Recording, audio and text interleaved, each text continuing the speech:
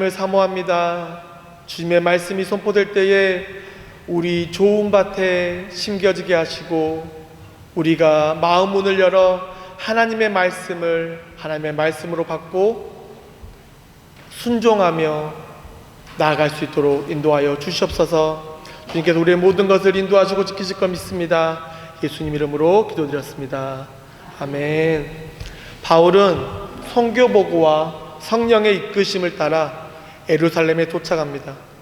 예루살렘에 도착한 바울, 그를 환호하고 반기며 맞이하는 무리도 있지만 대부분의 무리의 사람들은 몇 가지 의문과 의혹으로 인해 바울을 잡아 고소하고 고발할 생각뿐이었습니다. 그 이유는 바울에게 있는 잘못된 소문, 바울이 선교를 위해 이방 땅을 다니며 흩어진 유대인들과 이방인들에게 모세의 율법은 지키지 않아도 된다, 그 선포했다는 그 소문들이 예루살렘에 들려지고 그 소문에 대해서 사실을 체크하거나 그것에 대해서 다시 한번 물어보고 변호할 생각보다는 그 소문을 진짜로 믿고 그를 율법에 의하여 고소하고 고발할 그것만을 기다리고 있었습니다. 바울의 입장에서는 그런 소문이 예루살렘에 퍼진 것은 참 답답한 노릇이었습니다. 그런데 그 와중에 로마인들은 바울에게 있는 어떤 죄, 어떤 불법도 찾지 못하는 상황이었습니다. 하지만 유대인들은 그 잘못된 소문으로 인해 바울을 지속적으로 고발하고 고소하면서 수많은 조사를 받기 위해 예루살렘에 머물러 있는 바울. 그러자 바울은 자신이 가지고 있던 그 히든카드, 나는 로마의 시민입니다, 그러기 때문에 나는 로마에 가서 재판을 받겠습니다 라고 말하고 이제 로마의 가이사 황제 앞으로 끌려갑니다. 바울이 그동안 자랑하지 않고 사용하지 않았던 로마 시민권, 그것을 사용해 로마로 가게 됩니다. 이 로마로 가는 그 길은 바울에게 중요한 사건입니다. 왜냐하면 자신의 모든 것을 로마에서 재판을 받을 수 있게 되었고 또한 성령의 이끄심을 경험하는 그 순간이기 때문입니다. 바울은 죄인의 몸으로 군인들의 보호를 받으며 로마로 호송됩니다.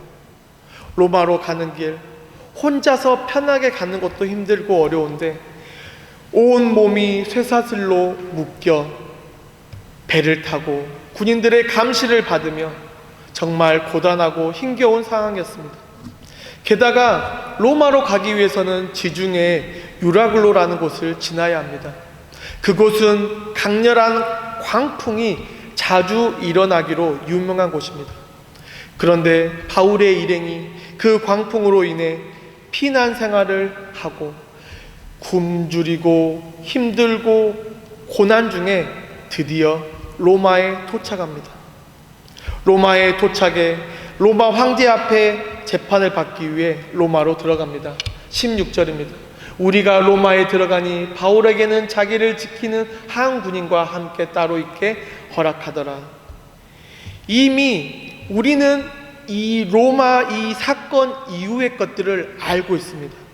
그래서 바울이 당할 그 일에 대해서 하나님이 하실 일이라는 것을 우리는 이미 알고 있기 때문에 우리는 이 로마에 바울이 들어갔다는 그 장면만을 놓고 벅찬 가슴으로 하나님께 영광 돌릴 수 있습니다. 그런데 바울의 입장은 어떻습니까? 두려움과 어떻게 이 길을 헤쳐나가야 하는지 어렵고 고민됐을 것입니다. 하지만 또 한편으로는 그 길을 성령이 인도하셨기 때문에 하나님께서 하실 일을 기대하셨을 것입니다. 로마에 도착한 바울은 로마 군인들에게 다음과 같은 조치를 받습니다.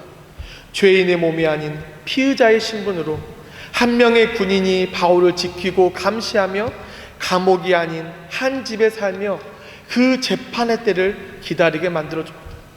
우리는 여기서 이 사건이 얼마나 하나님의 계획 안에 있는지 살펴보아야 합니다.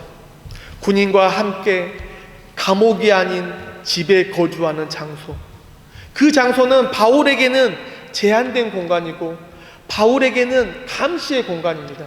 하지만 그곳을 왕래할 수 있는 사람들에게는 바울에게는 복음의 장소이고 바울에게는 하나님께 영광 돌릴 수 있는 장소라는 것입니다. 17절, 사울 후에 바울이 유대 중에 높은 사람들을 청하여 그들이 모인 후에 이르되, 여러분 형제들아, 내가 이스라엘 백성이나 우리 조상의 간습을 배척한 일이 없는데 예루살렘에서 로마인의 손에 죄수로 내준 바 되었으니. 바울은 밖에 나가지 못합니다. 하지만 외부에 있는 사람들을 자유롭게 불러들일 수 있습니다. 그래서 바울은 로마에 있는 디아스포라, 지금 말로 말하면 이민사회의 지위가 높고 명망 높은 사람들을 집으로 초청해 자신을 변호하기 시작합니다. 나 정말 억울합니다. 나 율법을 금하지도 않았고 같은 동족을 모욕하지도 않았습니다. 스스로 변호합니다. 그런데 18절, 로마인은 나를 신문하여 죽일 죄목을 없음으로 석방하려 하였으나. 19절 우리 한번 같이 읽어볼까요? 시작. 유대인들은 반대하기로 내가 마지 못하여 가이사에게 상소하며 내 민족을 고발하려는 것이 아니니라. 그러니까 로마 사람들은 바울을 신문하고 바울을 조사했는데 도저히 죄를 찾지 못했습니다. 그런데 같은 동족인 유대인들은 자신을 고발하고 또 풀려나면 고발하고 또 고발해서 너무 억울한 나머지 가이사에게 재판받기 위해 로마에 왔다고 말합니다. 그런데 참 그렇지 않습니까?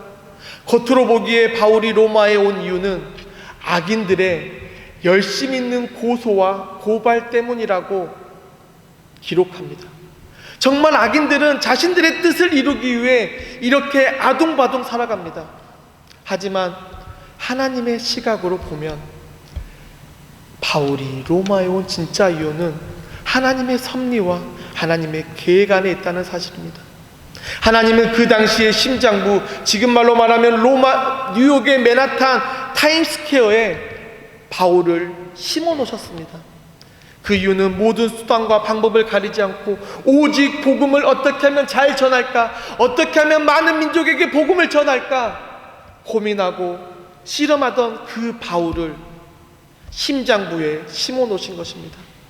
그러고 그 후에 로마는 어떻게 되었습니까? 하나님을 섬기는 기독교 국가가 되었습니다. 결국 악인의 열심은 자신의 뜻을 이루기 위해 최선을 다하고 사방팔방 뛰어다니지만 그것을 이용하시는 분은 하나님이라는 사실을 우리는 깨달아야 합니다. 바울이 로마에 온 것은 자의가 아닌 타의에 의해서 왔지만 유대인들이 많은 고발과 고소에 의해서 너무나 억울한 나머지 로마로 왔지만 그 길은 힘든 여정이었지만 20절에 이러므로 너희를 보고 함께 이야기하려고 청하였으니 이스라엘의 소망으로 말미암아 내가 이 사슬에 매인 바 되었노라. 바울은 자신이 로마에 온 이유를 복음이라고 말합니다. 유대인들이 이해하는 메시아를 전하다가 억울한 누명을 쓰고 쇠사슬에 묶여 왔지만 결국은 복음 때문이라고 말합니다. 그러자 유대인들이 21절에 반응합니다. 그들이 이르되 우리가 유대에서 내게 대한 편지도 받은 일이 없고 또 형제 중 누가 와서 내게 대하여 좋지 못한 것을 전한든지 이야기한 일이 없느니라. 로마에 있는 사람들은 도리어 유대인들이 바울에 대해서 어떤 고발을 하거나 고소를 하거나 잘못된 것에 대해서 들은 일이 없다고 말합니다. 그 말을 들은 바울과 유대인들이 어리둥절합니다. 그러면서 22절과 23절 이에 우리가 너의 사상이 어떠한가 듣고자 하니 이파에 대하여든 어디서든 반대를 받는 줄 알기 때문이라 하더라. 그들이 나를 정하고 그가 유숙하는 집에 많이 오니. 로마에 있는 유대인들이 바울에게 이렇게 제안합니다. 우리 당신 바울이라는 사람 모릅니다. 그러니 나를 정해서 당신의 사상, 지금 말로 말하면 신학을 점검하고 말씀을 들으면서 당신에 대해서 알아보기 원합니다. 그리고 23절에 드디어 약속의 날이 됩니다. 로마에 거주하는 많은 유대인들이 바울이 머무는 집에 찾아옵니다. 바울을 변호하기 위해서, 바울을 보호하기 위해서 아닙니다. 그들은 진짜 바울이 변호하는 그 내용이 진짜인지, 아니면 소문대로 정말 몹쓸 인간인지 확인하기 위해서입니다. 예루살렘에서 바울이라는 사람이 잡혀왔는데 얼핏 들어보니 조금 억울한 것 같기도 하고, 아니 내용이 조금 심각한데 우리 한번 가서 확인해보자. 그래서 많은 사람들이 바울이 가택연금되어 있는 집에 찾아와 드디어 하나님의 역사가 일어납니다. 우리 함께 한번 같이 읽어볼까요? 바울이 아침부터 저녁까지 강론하여 하나님의 나라를 증언하고 모세의 율법과 선지자의 말을 가지고 예수에 대하여 권하더라. 놀라운 일이 일어납니다. 복음을 전하다 잡힌 바울, 많은 고소와 고발로 죄인의 몸으로 재판을 기다리는 바울이, 많은 군인들의 감시를 받고 있는 바울이 하나님의 역사 아래 복음을 전하기 시작합니다. 바울에 대해 궁금증이 많은 로마 사람들이 모여 아침부터 저녁까지 강론을 통해 모세의 율법과 선지자들의 기록을 통해 애언하고 있는 예수라는 사람이 그리스도이며 지금 너희들이 기다리고 있는 그 메시아가 예수님이라고 선포합니다. 그것을 들은 유대인들은 이런저런 생각들이 많았을 것입니다. 그 이유는 바울은 유대인 중에 유대인이며 얼마 전까지 예수 믿는 사람들을 핍박하고 예수 믿는 사람들을 처벌을 주고 예수 믿는 사람들을 죽이기 위해 잡으러 다녔던 사람이 지금은 복음을 선포한다. 모인 사람들 중에 바울을 보며 바울의 과거에 대해 수군거리는 사람들, 어떤 사람은 역겹게 생각하며 쟤 걔 아니야? 너무 뻔뻔한 거 아니야? 그런데 우리는 여기서 중요하게 생각해야 하는 것은 세상의 악한 권세를 가진 자들이 복음을 선포하는 것을 막기 위해 바울을 쇠사슬로 묶고 많은 고소와 고발을 진행했지만 결국 어떤 상황에서도 복음은 선포되고 있고 복음은 절대 무언가에 감춰지거나 가둘 수 없다는 사실입니다. 우리가 인생을 살다 보면 거리적, 물리적, 물질적 제한으로 인해 삶의 어떤 한계, 그 한계 때문에 그리스도인답게 살지 못하고 내가 하나님의 백성으로 재구실 못한다고 자책하며 안주하는 경우가 얼마나 많습니까? 그런데 곰곰이 생각해보면 그 어려운 중에도 우리가 하나님을 찾고 하나님을 구하고 하나님께 두드리면 할 수 있는 일이 많다는 사실을 우리는 알아야 합니다. 제가 펜실베니아에 있을 때 권사님 한 분이 전도에 정말 탁월하신 분이셨습니다. 그 권사님은 한 영혼을 위해서라면 간, 쓸개 모든 것을 내놓을 정도로 한 영혼에 진심이셨습니다. 그런데 어느 날 전도하러 가기 위해 운전하는 중에 사고가 나서 차량이 전복되었습니다. 그리고 6개월 동안 3차례의 수술을 받은 후에 집으로 돌아왔습니다. 저와 목사님은 그 권사님을 위로하고 힘을 주기 위해 찾아갔습니다. 그런데 그 권사님이 하시는 고민, 목사님, 전도하고 싶어요. 전도하고 싶은데 어떻게 해야 할지 모르겠어요. 그리고 처음엔 전도지 접기, 그 다음엔 전도용품 선물 포장하기. 그런데도 그 채워지지 않는 그 갈망을 가지고 매일 기도하고 하나님께 눈물로 기도했습니다. 그러던 어느 날 기도를 마치고 눈을 떴는데 눈앞에 있는 전화기가 반짝반짝 빛나는 것이었습니다. 순간 내가 누워도 거동이 불편해도 전도할 수 있는 방법이 있구나. 그리고 그 다음날 집에 뭘 놓은지 아십니까? 비즈니스에서 사용하는 수신자 부담 전화를 집에 놓았습니다. 그리고 매일 전도 대상자들에게 전화로 안부를 묻고 복음을 전하고 교회에 나오기를 권면했습니다. 그 권사님 말씀이 한 달에 1,000불이 넘는 전화 비용이 나왔다고 합니다. 그런데 권사님이 돌아가시기 전 교회의 리더들을 모아놓고 하셨던 간증이 무엇인지 아십니까? 성도님들, 나의 뒤를 이어 복음을 전해 주십시오. 저는 비록 짧은 인생을 복음을 위해 살다가 하나님 나라에 가지만 이제 그 사명을 교회가 감당하면 좋겠습니다. 저는 너무 행복했습니다. 사명을 수단 방법 가리지 않고 지킬 수 있어서 이제 저의 남은 것 얼마 되지 않지만 하나님 나라를 위해서 사용하도록 하나님께 드리겠습니다.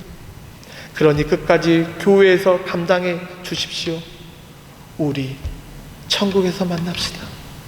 그리고 얼마 지나지 않아 그 권사님은 하나님의 부르심을 받았습니다. 그리고 지금 그 교회 어떻게 되는지 아십니까? 복음을 욕심내는 교회, 어려운 이웃을 돌보는 교회, 예배의 목숨 거는 교회로 지금 잘 성장하고 있습니다.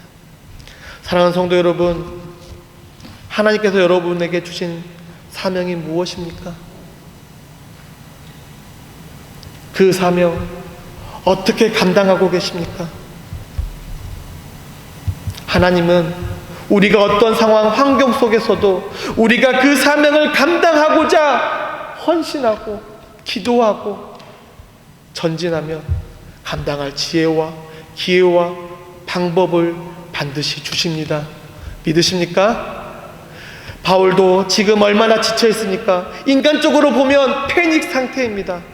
하지만 죄인의 신분으로 감시를 받으며 가택연금 상황 중에서도 바울은 그 가슴에 차고 넘치는 복음을, 그 복음의 씨앗을 위해 아침 저녁으로 모세의 율법과 선지자의 글을 통해 예수 그리스도를 증거했습니다.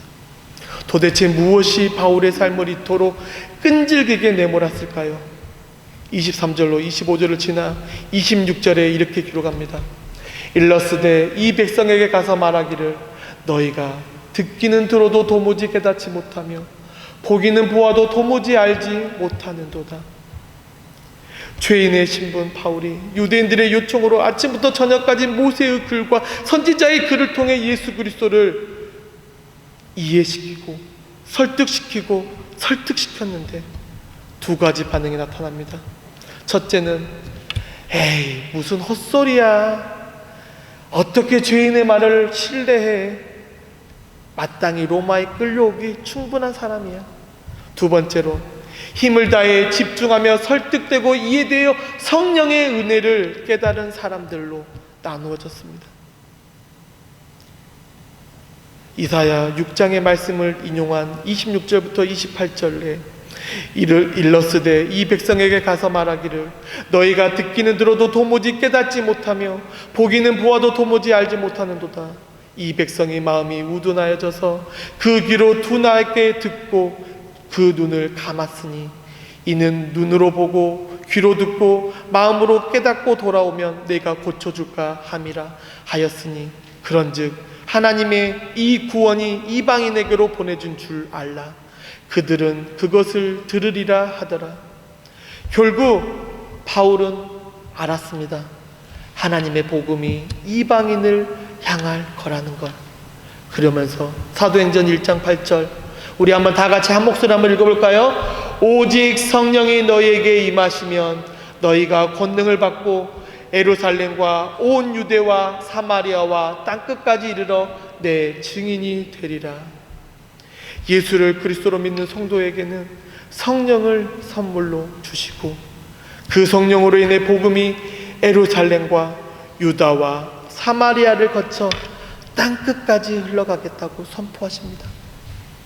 그 일이 이방 땅 최고의 권력, 최고의 물질들이 모인 로마의 한복판에서 선포되고 있습니다. 그런데 이 사실을 알고 깨닫고 누리는 바울에게 버리지 못하는 마음이 있는데 바로 자신의 동족 유대인들을 향한 사랑입니다. 바울은 이 땅에서 전도하며 다닐 때도 이방 땅에서 전도하며 다닐 때도 그 땅에서 가장 먼저 처음으로 복음을 전한 대상이 유대인들입니다. 자신의 그러면서 로마서 9장 1절로 3절에 자신의 민족 유대인들을 위해서라면 어떤 수치와 고난과 고통, 어려움도 겪었다고 선포합니다. 심지어 유대인들이 복음을 들을 수 있다면 나는 저주받는 자리에 있겠습니다 라고 예수님께 기도합니다. 로마서 11장 13절로 14절, 내가 이방인 너희에게 말하노라. 내가 이방인 중에 사도인 만큼 내 직분을 영광스럽게 여기노니 이는 혹 내 골육을 아무쪼록 시기하게 하여 그들 중에 얼마를 구원하게 하려 함이라. 내가 이방인들에게 복음을 선포해서 그 이방인들이 잘 살고 잘 먹고 잘 사는 것을 보고 유대인 너희들 제발 시기 질투 느껴서 복음을 듣고 예수님을 통해 구원을 얻으면 좋겠다. 피를 쏟고 절규합니다. 얼마나 그들을 사랑하면, 얼마나 그들이 구원받기 원하면 그 심장부에서 유대인들에게 복음을 전하고 있습니다.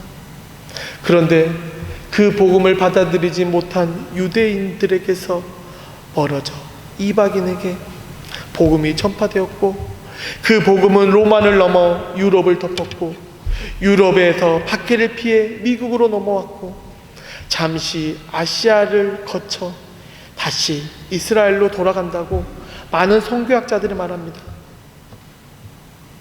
제발 이방인들이 잘 사는 모습을 보고 복받는 모습을 보고 질투하고 시샘하고 시기를 느껴 하나님께 돌아오라. 결국 복음은 어느 특정 집단이나 특정한 사람들을 위한 것이 아니라 우리 모두를 위한 것입니다. 그래서 언제나 복음은 흥황하는 것이고 언제나 복음이 선포되고 기적이 일어나고 회복되는 것입니다. 그 일을 위해 바울이 죄인의 옷을 입고 그 로마의 심장부에서 복음을 선포하고 있습니다. 그러면서 사도행전이 어떻게 끝납니까?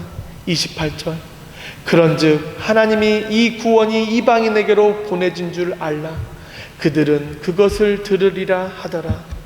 그리고 29절, 대부분의 번역들은 28절과 30절 사이에 없음이라고 기록됩니다. 그런데 몇몇 헬라어 사본과 영어 성경, 그리고 최근에 번역된 현대인 성경을 보면 29절 이렇게 기록합니다. 바울이 이 말을 한 후에 유대인들은 서로 격렬한 논쟁을 하다가 돌아갔다. 바울의 주장을 들은 유대인들이 분노합니다. 화를 냅니다. 논쟁합니다. 그런데 결국 어떻게 됩니까? 그냥 돌아갑니다. 하지만 바울은 그들과 동일하게 대처하지 않습니다. 30절부터 31절, 바울이 온 이태를 자기 셋집에 머물며 자기에게 오는 사람을 다 영접하고 하나님의 나라를 전파하며 주 예수 그리스도에 관한 모든 것을 담대하게 거침없이 가르치더라. 아멘. 어떻게 대했습니까? 오는 사람 거부하거나 막는 것이 아니라 그들을 영접했고, 어떤 번역 성경을 보니 따뜻하게 맞아주었고, 영어 성경을 보니 웰컴 했습니다. 결국 어떤 내색도 반감도 없이 방문하는 모든 사람을 환영했습니다. 우리는 이것을 환대라고 말합니다. 환대는 영접과 같은 말입니다. 위키베키에는 이렇게 기록합니다. 주인의 선의와 환영으로 손님을 맞이하는 주인과 손님 사이의 관계. 그럼 기독교에서는 환대를 무엇이라고 할까요? 프란세스 셰퍼라고 하는 사람이 만든 라브리 공동체가 있습니다. 이 라브리 공동체는 환대에 대해서 이렇게 설명합니다. 첫째, 일상적인 환대는 당신이 하는 말들이 당신이 그리스도의 소유임을 드러낸다. 즉, 여러분의 손내밈, 여러분의 따뜻한 말 한마디, 여러분의 사랑의 고백이 당신은 하나님의 사람입니다. 둘째, 일상적인 환대는 다른 사람들을 희생적으로 섬기게 함으로 우리를 거룩하게 한다. 여러분의 나눔, 여러분의 섬김이 여러분을 거룩하게 만듭니다. 셋째, 일상적인 환대는 우리가 입어야 할 영적 갑옷의 일부이다. 이를 통해 상한 심령을 치유하고 회복하는 기적을 경험하게 된다. 우리 영적 갑옷으로 많은 사람들을 회복시켜야 합니다. 넷째,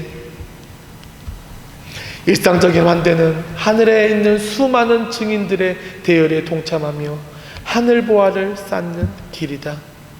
결국 기독교 환대는 때로는 오해를 일으킬 수도 있는 표현입니다. 하지만 그것을 통해 신비가 드러나고, 그것을 통해 공동체가 형성되고, 그것을 통해 진실이 전파됩니다. 사랑하는 성도 여러분, 환대하는 삶을 살아가는 우리 모두가 되길 간절히 축원합니다. 그럼 가장 강력한 환대는 무엇입니까? 바로 복음으로 맞이하는 것입니다. 그 첫 번째 단추, 정성스러운 음식으로 대접하고, 그 음식을 통해 마음의 문을 열고 하나님의 복음으로 설득시키고 이해시키고 깨닫게 하며 하나님이 우리에게 원하시는 예수님 닮아가는 삶, 헌신하고 봉사하고 나누는 삶, 그리고 그 안에서 복음이 있어야 한다는 것입니다. 복음이었다면 그냥 봉사활동에 그치지 않습니다. 바울은 2년 동안 머물며 자신을 만나는 사람들을, 자신에게 오는 부정적인 사람들, 자신을 배신한 사람들, 자신을 불편하게 여기는 사람들을 따뜻한 마음으로 영접했습니다. 그리고 난 후 복음을 어떻게 전했습니까? 담대하고 거침없이. 사도행전이 마침 맞춰지고 로마서가 기록됩니다. 바울이 복음을 담대하고 거침없이 전한 후 바울이 잘 살았다, 보람되게 살았다, 인생을 어떻게 살았다고 설명되어 있지 않습니다. 오직 복음을 위해 온 힘과 온 마음과 온 정성을 다해 했다고 공로, 영광, 수고의 흔적 어떤 내용도 기록되지 않았습니다. 그냥 복음을 담대히 거침없이 전했다, 마침표 황, 그냥 점 하나 찍고 마무리했습니다. 사랑하는 성도 여러분, 우리가 지난주 오직 천국 소망을 품고 살자고 말씀드렸습니다. 우리나라 속담에 이런 말이 있습니다. 호랑이는 죽어 가죽을 남기고 사람은 죽어 이름을 남긴다. 그런데 여러분, 이름 남기면 무엇합니까? 그 짧은 100년도 되지 않은 인생에 이름 남기면 무엇합니까? 여러분의 이름을 남긴들 100년이 가겠습니까? 1000년이 가겠습니까? 그런데 복음 위에 세운 예수 그리스도와 교회를 남기면 우리 개개인은 사라지고 우리의 개개인의 신앙은 사라지지만 예수 그리스도가 반석되시는 교회는 남고, 그것을 우리 후손들은 기억합니다. 우리 신앙의 선배들이 이 교회를 위해 이렇게 고생하셨구나. 바울도 얼마나 자신의 위대한 일, 자신이 겪은 수많은 고통의 그 순간을 기록하고 싶었겠습니까? 그런데 복음에 방해되는 것, 모든 것을 배설물로 여기며 하나님 나라를 전파하며 주 예수 그리스도에 관한 모든 것을 담대하고 거침없이 가르치더라. 오직 예수님만 높이도록, 오직 예수님만 영광받도록 자신을 감추었습니다. 우리가 예수 그리스도의 공로와 그 피로 구원의 은혜를 받아 예수님이 대장되어 천국에 입성하는 그 행렬에 끼워준 것도 얼마나 큰 복입니까? 헨리 나우엔이라는 사람이 이런 말을 했습니다. 인생에 3가지 연습을 해야 한다. 첫째, 사라지는 연습. 둘째, 작아지는 연습. 셋째, 희미해지는 연습. 여러분, 이 연습하고 계십니까? 이 연습을 해야 예수 그리스도가 높임 받습니다. 사랑하는 성도 여러분, 옆에서 우리를 건드리든 말든 주님만 바라보고 주님만 집중하고 툭툭 털고 그냥 가는 우리가 되길 간절히 축원합니다.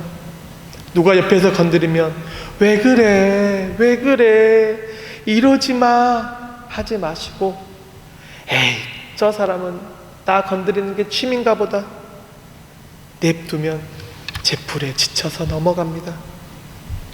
그냥 주님만 바라보고 주님이 오라 하실 때 두 손 들고 하나님의 영광을 찬양하며 들어가면 됩니다. 사랑하는 성도 여러분, 그날을 기다리며 소망하며 평생을 하나님 나라를 위해 나누고 섬기고 충성하며 순종하는 우리 모두 되기를 간절히 축원합니다. 기도하겠습니다. 우리의 모든 것을 아시고